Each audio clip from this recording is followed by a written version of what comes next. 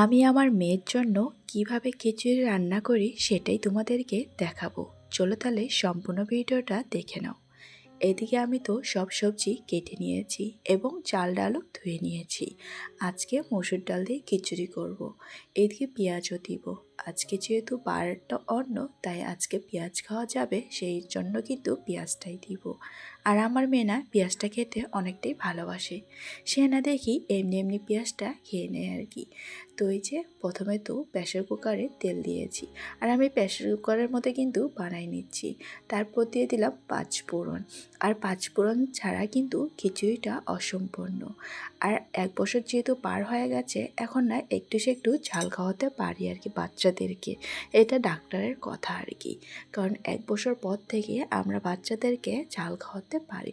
তেমন একটা ঝাল না, অল্প স্বল্প আর কি। এইদিকে পেঁয়াজ ভাজানোর পর তারপর দিয়ে দিলাম সমস্ত সবজিগুলো। আর বাচ্চাদেরকে না যত সবজি খাওয়াবে অতটাই কিন্তু তোমাদের পক্ষে আর কি ভালো। যেমন ধরো বড় হলে না বাচ্চারা এটা খাইতে চায় না, সেটা খাইতে চায় না। আর আমরা যদি মায়েরা ছোটো থেকে অভ্যাস করি, তাহলে কিন্তু বড় হয়ে সব সবজি আর কি খাবে। আমি তো আমার মেয়েকে সব সবজি খাওয়াই আর কি, এবং শাক তিতো যা আছে সবই খাওয়াই আমি আমার মেয়েকে। তো এদিকে সব সবজি ভাজানো হয়ে গেছে, তার মধ্যে দিয়ে দিলাম চাল ডাল। চাল ডালটা কিন্তু আগে ভালো মতন ধুয়ে এইদিকে আবার রেখে দিয়েছিলাম কিছুক্ষণের জন্য আর কি।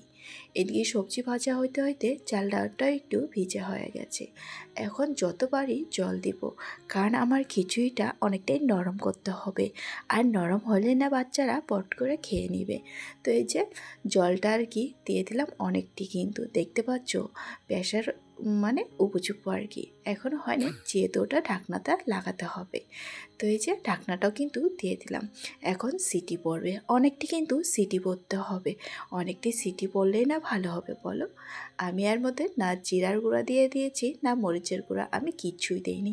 আমি 5টার মতন সিটি দিলাম আর কি। আমার প্রেশারের অবস্থা থেকে বুঝতেই পারছো কয়টা সিটি পড়েছে আর কি। তো এই যে লাস্ট সিটি এটাই ছিল। বন্ধ করে এখন প্রেশার কুকারটা খুলে দেখি, বাপ রে বাপ, খিচুড়ির সেন্ট যে এত বার হয়েছে, আমি এখন এডিট করতে বসে মনে হচ্ছে আবারও যদি আজকে এখন পাতাম এই খিচুড়িটা শেষ হয়ে গেছে জানো, এডিট করতে করতে। একদম ধোঁয়া ওঠা ওঠা খিচুড়ি। এখন আবার মেখে দিব খাওয়ার জন্য আর কি। আমি আর মেয়ে একসাথেই খাবো। কেমন লাগলো অবশ্যই জানিয়ে দিও।